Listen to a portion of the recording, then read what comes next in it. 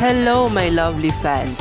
I would like to inform everyone that Drag Race Luzon is officially closed and no longer in use. Because this season, we will have something new.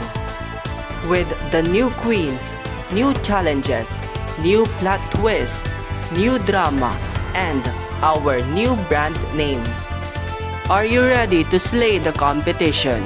To show your legendary performance and be the next drag superstar? It's time to show your charisma, uniqueness, nerve, and talent. Because this is Drag Race Slaygendary!